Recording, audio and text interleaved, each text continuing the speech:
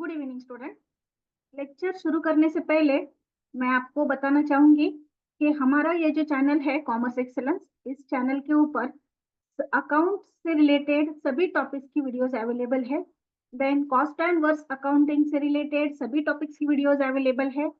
Taxation का जो subject होता है तो एडवांस टैक्सेशन, देन टीवाई मतलब यूजी लेवल तक का टैक्सेशन एंड पीजी लेवल का, तो सभी टैक्सेशन की वीडियोस भी अवेलेबल है। जस्ट आप क्या कर लीजिए कि जो प्लेलिस्ट है वो प्लेलिस्ट चेक कीजिए। तो प्लेलिस्ट मैंने टॉपिक वाइज प्लेलिस्ट बनाई है, और जो सावित्रीबाई फुले पुणे यूनिवर्सिटी के स्टूडेंट है एमकॉम के, तो उनके लिए एनईपी की एक प्लेलिस्ट बनाई है जिसके अंदर जो सब्जेक्ट है उनके एनईपी के वो सभी सब्जेक्ट मैंने उस प्लेलिस्ट में कवर किए हैं। तो आप वो प्लेलिस्ट देख सकते हैं, या फिर एडवांस कॉस्टिंग या फिर एडवांस अकाउंटिंग, इस तरह की भी मैंने सेपरेट सेपरेट प्लेलिस्ट बनाई है एमकॉम के स्टूडेंट के लिए। तो सभी स्टूडेंट के लिए, मतलब जो सीएमए के स्टूडेंट है, सीए के स्टूडेंट है, तो सभी स्टूडेंट एंड सभी यूनिवर्सिटी के स्टूडेंट, अकाउंट से रिलेटेड सभी टॉपिक्स की वीडियो अवेलेबल है हमारे चैनल पर। सिर्फ आप प्लेलिस्ट चेक करते जाइए, या फिर मैं डिस्क्रिप्शन बॉक्स में जो प्लेलिस्ट देती हूँ वो आप चेक कर लीजिए, और वहां से आपके जो टॉपिक्स है वो टॉपिक्स की वीडियोस आप देख सकते हैं। और जो भी अपडेटेड वीडियोस है, मतलब जो भी नए नए प्रॉब्लम्स है, तो उनकी वीडियोस में अपडेट कर रही हूँ। तो स्टार्ट करते हैं। Sale of partnership firm to company, जिसका दूसरा नाम है conversion of firm into limited company, या फिर sale of partnership firm to company. इस टॉपिक का हम आज 5th नंबर का प्रॉब्लम देखने वाले हैं। मैंने अब तक 3 प्रॉब्लम की वीडियो अपलोड की है, ये मैं 5th नंबर का प्रॉब्लम ले रही हूँ, देन 4th नंबर का लूंगी। तो ये जो है, ये टॉपिक सावित्रीबाई फुले पुणे यूनिवर्सिटी के स्टूडेंट, फाइनेंशियल अकाउंटिंग इस सब्जेक्ट के अंडर इनको है टॉपिक है, और अदर यूनिवर्सिटी के स्टूडेंट या फिर सीए सीएमए के स्टूडेंट जिनके सिलेबस में sale of partnership firm to company ये टॉपिक है, वो सभी स्टूडेंट ये वीडियो फॉलो कर सकते हैं। तो स्टार्ट करते हैं। Following was the balance sheet of Messrs ABC as on 31st March 2024। Balance sheet हमें दिया गया है।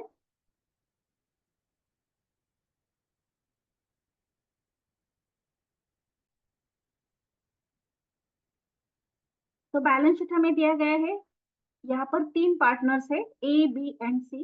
लायबिलिटी साइड में तीनों का कैपिटल है। रिजर्व फंड जो है वो हम तीनों को डिस्ट्रीब्यूट करेंगे उनके प्रॉफिट शेयरिंग रेशियो में। तो यहाँ पर प्रिंट होते वक्त ये जो अमाउंट है थोड़ी सी नीचे दी गई है, तो रिजर्व फंड की अमाउंट 3000 है। इनका जो प्रॉफिट शेयरिंग रेशियो है उस रेशियो में हम रिजर्व फंड डिस्ट्रीब्यूट करेंगे। देन 2 लायबिलिटीज है, क्रेडिटर्स एंड बिल्स पेबल, जिनकी पोस्टिंग हम रियलाइजेशन के क्रेडिट साइड में दिखाएंगे। एसेट साइड में land, plant, machinery, stock, debtors, investment and cash है। तो यहाँ तक लैंड से लेकर इन्वेस्टमेंट तक की जो अमाउंट है वो सभी एसेट्स हम रियलाइजेशन के डेबिट साइड में पोस्टिंग करेंगे, और कैश का बैलेंस कैश अकाउंट के डेबिट साइड में पोस्टिंग करेंगे। अभी एडजस्टमेंट में हमें बताया गया है partnership firm was converted into x limited. तो पार्टनरशिप फर्म जो है वो एक्स लिमिटेड में कन्वर्ट हुई। Who took the following assets at the value stated below. तो जो एक्स लिमिटेड न्यू कंपनी है, उन्होंने जो पार्टनरशिप फर्म है उनके एसेट्स की जो वैल्यूएशन है इस तरह से ली है। Land 50,000, machinery 20,000, stock 15,000, debtors 15,000, investment की भी यहाँ पर प्रिंटिंग मिस्टेक है, यहाँ पर 10,000 है, तो यहाँ पर 1,000 प्रिंट हुआ है लेकिन कॉमा यहाँ पर है, तो ये 10,000 की अमाउंट है। आप भी अगर आपके पास बुक होगा तो उसमें ये करेक्शन कर लीजिए। गुडविल है 14,000। तो ये जो एसेट्स है इनकी वैल्यूज हम लेंगे, ये जो वैल्यूज दी गई है वो लेंगे हम परचेज कंसिडरेशन का जो स्टेटमेंट है वहां पर। और फर्म ने क्या किया है, क्रेडिटर्स पेड किए हैं, मतलब न्यू कंपनी ने कौन सी भी लायबिलिटी नहीं ली है, तो क्रेडिटर्स जो है वो फर्म ने पेड किए हैं, बिल्स पेबल भी फर्म ने पेड किए हैं।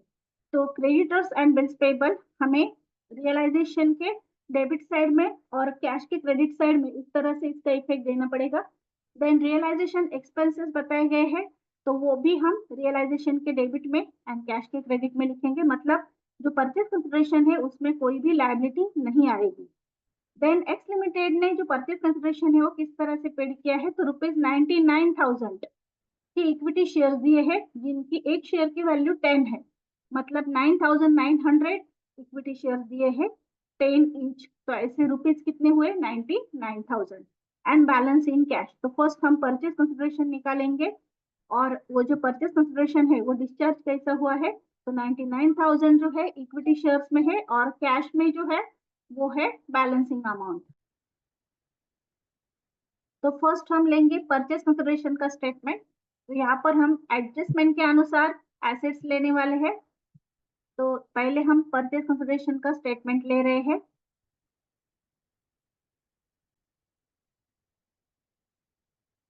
तो नेट एसेट टेकन साइड में हम लेंगे लैंड 50,000, मशीनरी 20,000। ये सभी अमाउंट्स हम जो है एडजस्टमेंट में से ले रहे हैं। Stock 15,000, sundry debtors 15,000, then investment 10,000 and goodwill 14,000। इनकी टोटल आई 1,24,000। लेस लायबिलिटीज नील है, मतलब कोई भी लायबिलिटी न्यू कंपनी ने टेक ओवर नहीं की है। तो हमारी परचेज कंसिडरेशन की अमाउंट आई 1,24,000।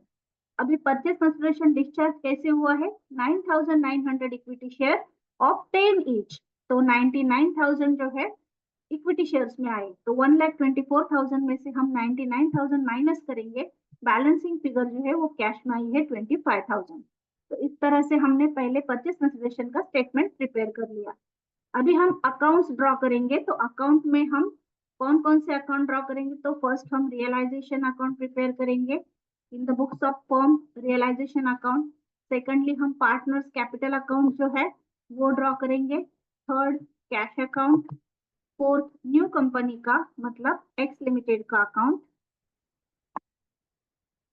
एंड इक्विटी शेयर्स के डिस्ट्रीब्यूशन के लिए इक्विटी शेयर्स अकाउंट। इस तरह से हम फर्म के बुक में अकाउंट ड्रॉ कर लेंगे। अभी पोस्टिंग जो है हम कौन सी भी साइड लेंगे, रियलाइजेशन की डेबिट साइड ले लीजिए या फिर क्रेडिट साइड लीजिए। तो हम डेबिट साइड से पोस्टिंग करेंगे। लैंड से लेकर इन्वेस्टमेंट तक की सभी एसेट्स जो है रियलाइजेशन के डेबिट साइड में पोस्टिंग होगी। तो फर्स्ट हम रियलाइजेशन अकाउंट के डेबिट में one by one asset posting कर रहे हैं। To land 40,000, to machinery 25,000, to stock 17,000, to debtors 22,000, to investment 13,000। अभी जो कैश का बैलेंस है वो हम कैश अकाउंट के डेबिट साइड में लेंगे। To balance brought down 2,000। इस तरह से हमने एसेट साइड की पोस्टिंग की। अभी लायबिलिटी साइड। तो लायबिलिटी साइड में फर्स्ट कैपिटल का बैलेंस है वो कैपिटल अकाउंट के क्रेडिट में जाएगा। अभी आपने पूरा प्रॉब्लम देखा तो यहाँ पर कहीं भी जो प्रॉफिट शेयरिंग रेशियो है वो मेंशन नहीं किया है। अगर प्रॉफिट शेयरिंग रेशियो मेंशन नहीं किया तो हम इक्वल रेशियो समझ लेते हैं, सो हम इक्वली डिस्ट्रीब्यूट करेंगे। तो यहाँ पर हम पहले कैपिटल का बैलेंस कैपिटल अकाउंट के क्रेडिट में लेंगे by balance brought down. A B and C तीनों का कैपिटल 20,000, 30,000, 40,000। अभी रिजर्व फंड जो है वो हम इक्वली डिस्ट्रीब्यूट करेंगे। 3,000 का रिजर्व फंड था, तो 1,000 1,000 ईच पार्टनर। तो ए को 1,000, बी को 1,000, सी को 1,000 हमने डिस्ट्रीब्यूट किए इक्वली। अभी नेक्स्ट जो है क्रेडिटर्स एंड बिल्स पेबल। तो ये दोनों लायबिलिटीज हम पोस्टिंग करेंगे रियलाइजेशन के क्रेडिट साइड में।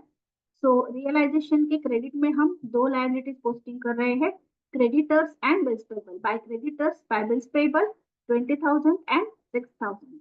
इस तरह से हमने बैलेंस शीट की पोस्टिंग कर ली। बैलेंस शीट का सिंगल इफेक्ट होता है। अभी हम परचेज कंसिडरेशन की एंट्री करेंगे। तो परचेज कंसिडरेशन जो है पहले ड्यू दिखाना होता है, बाद में डिस्चार्ज करना होता है। तो रियलाइजेशन के क्रेडिट साइड में हम लिखेंगे by X limited account purchase consideration की amount 1,24,000 in bracket purchase consideration due. इसका सेकंड इफेक्ट जाएगा एक्स लिमिटेड के डेबिट साइड में।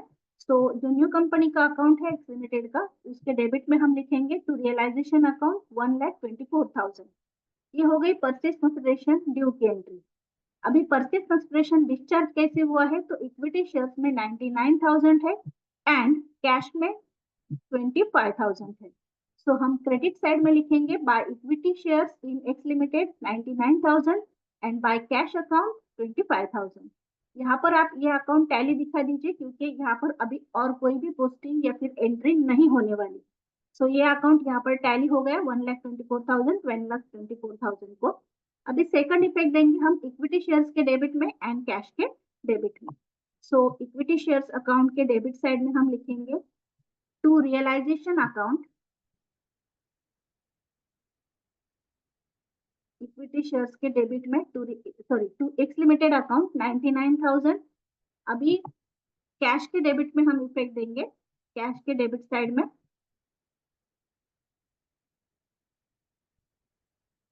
To X limited account 25,000। इस तरह से purchase consideration due and discharge की एंट्री हो गई। अभी रिमेनिंग एडजस्टमेंट में क्रेडिटर्स जो है फर्म ने पेड किए हैं, देन बिल्स पेबल फर्म ने 100% पेड किए हैं, एंड रियलाइजेशन एक्सपेंसेस भी फर्म ने पेड किए हैं। तो तीनों पेड किए हैं, तो इसका पहला इफेक्ट जाएगा रियलाइजेशन अकाउंट के डेबिट साइड में। सो रियलाइजेशन के डेबिट में लिखिए टू कैश अकाउंट, क्रेडिटर्स जो है वो 90% में, 95% में पेड हुए हैं। सो 95% मतलब 5% डिस्काउंट, तो 5% डिस्काउंट हमने निकाला क्रेडिटर्स के ऊपर, वो आ गया 1,000 माइनस करके 19,000 लिए। बिल्स पेबल 100% बताए थे, तो बिल्स पेबल पूरे 6,000 लिए, एंड रियलाइजेशन एक्सपेंसेस 2,000 बताए थे। इनकी टोटल आउटर में 27,000। अभी इसका सेकंड इफेक्ट जाएगा कैश अकाउंट के क्रेडिट साइड में बाय रियलाइजेशन अकाउंट 27,000। सभी एडजस्टमेंट पूरी हो गई है, तो अभी अकाउंट हम क्लोज करेंगे। तो पहले हम जो रियलाइजेशन अकाउंट है वो क्लोज करेंगे, जो प्रॉफिट लॉस आएगा वो पार्टनर्स को इक्वली डिस्ट्रीब्यूट करेंगे। तो क्रेडिट साइड की टोटल बड़ी है 1,50,000, हमने डेबिट को लिखी 1,50,000। इसमें से डेबिट माइनस करके जो बैलेंसिंग फिगर आई वो हम पार्टनर्स को डिस्ट्रीब्यूट करेंगे। तो 6,000 का प्रॉफिट आया है, इक्वली 2,000 2,000 2,000 इस तरह से हम पार्टनर्स को डिस्ट्रीब्यूट कर रहे हैं A B and C. To partners capital account A 2,000, B 2,000 and C 2,000। इसका सेकंड इफेक्ट जाएगा कैपिटल अकाउंट के क्रेडिट साइड में। तो कैपिटल अकाउंट के क्रेडिट साइड में पहले से हमारी ये दो एंट्रीज थी, बैलेंस था, देन रिजर्व फंड था। अभी हम क्या करेंगे, जो प्रॉफिट है वो डिस्ट्रीब्यूट करेंगे यहाँ पर बाय रियलाइजेशन अकाउंट, ए के कॉलम में 2,000, बी के कॉलम में 2,000, सी के कॉलम में 2,000। अभी टोटल करनी है 20,000 प्लस 1,000 प्लस 2,000, टोटल आई 23,000, यहाँ पर 33,000, यहाँ पर 43,000। अभी हमें इनका रेशो निकालना है, क्योंकि इक्विटी शेयर जो है इस रेशो में डिस्ट्रीब्यूट होंगे। तो मैंने यहाँ पर रेशो निकाल के दिखाया है, देखिए 23,000, 33,000, 43,000। तो 0 0 कैंसिल करेंगे तो रेशो आया 23:33:43। इनकी मैंने टोटल की तो टोटल आई 99। तो हम जो 99,000 के शेयर्स है ना वो इस रेशो में डिस्ट्रीब्यूट करेंगे। तो यहाँ पर देखिए हमारी इक्विटी शेयर्स में पहली एंट्री ये थी। अभी क्रेडिट साइड में by A's capital, by B capital, by C capital. तो इनको हम 99,000 को 99 से डिवाइड करेंगे तो 1,000 का एक शेयर आएगा। अभी रेशो क्या है 23:33:43। तो इनको 1,000 से मल्टीप्लाई करेंगे तो 23,000, 33,000 एंड 43,000। अभी x limit sorry equity shares का अकाउंट जो है वो टैली हो गया 99,000 को।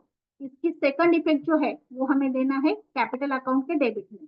सो कैपिटल अकाउंट के डेबिट साइड में हम इफेक्ट देंगे टू इक्विटी शेयर्स अकाउंट 23,000, 33,000, 43,000। ए के कॉलम में 23,000, बी के कॉलम में 33,000, सी के कॉलम में 43,000। अभी देखिए क्रेडिट की भी टोटल उतनी ही थी और डेबिट की भी टोटल उतनी है, मतलब ये जो कैपिटल अकाउंट है टैली हो रहा है। तो टैली हो रहा है तो यहाँ पर कोई भी बैलेंस नहीं आएगा। सो बैलेंस नहीं आएगा मतलब कैश में कोई भी पोस्टिंग नहीं होगी कैपिटल में से। तो कैश अकाउंट में क्या होना चाहिए, टैली होना चाहिए। इस प्रॉब्लम में ये अलग बात है कि यहाँ पर कैपिटल अकाउंट क्या हुआ है, टैली हुआ है। यहाँ पर कोई भी बैलेंसिंग फिगर नहीं आई है। Debit side and credit side both sides are same. So हम अभी कैश अकाउंट की ओर जाते हैं। कैश अकाउंट हमें टैली करना है। तो देखिए डेबिट में 2,000, 25,000 यानी कि 27,000 है, क्रेडिट साइड में भी 27,000 है। तो कैश अकाउंट भी हमारा टैली हुआ है 27,000 को। तो यहाँ पर हमारे सभी अकाउंट्स जो है वो कंप्लीट हुए हैं। हमारा ये पीसी का स्टेटमेंट है, देन हमारा ये रियलाइजेशन अकाउंट है, partners capital account, cash account, x limited account,